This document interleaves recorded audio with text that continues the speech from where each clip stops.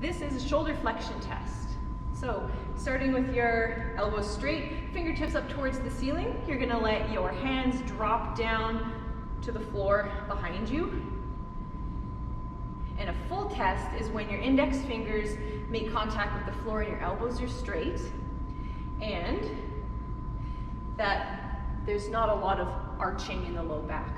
If you have a limited test, that means that your hands don't make it to the ground, or they do make it to the ground, but maybe your elbows are bending and maybe there's a big arch in your low back. So if you have a limited shoulder flexion test, here's some things that you can do to help fix that. First, we're gonna need, you can get a broomstick or a dowel. We've got a dowel here. You're gonna slowly lower that towards the floor, getting to your end range of motion, and then bring it back up.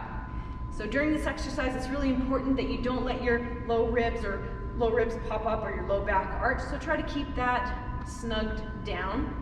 You're gonna do 6 reps of this. If that feels pretty easy, you can grab a weight. So we've got a dumbbell here.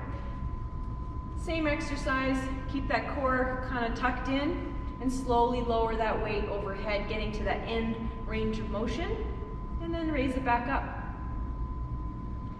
Another thing you can do is you can roll out your thoracic spine. So you'll need a foam roller for this one.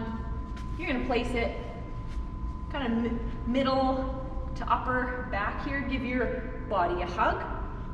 And you're just gonna roll up and down your spine about 5 times. After you do those 5 rolls, you're gonna roll over and do 5 cat-cows. So on your hands and knees.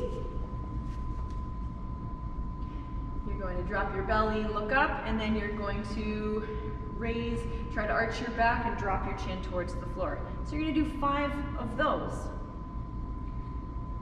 So again, shoulder flexion test, if you have a limited one, you're going to do 2 to 3 rounds of all of those exercises. Hope that helps.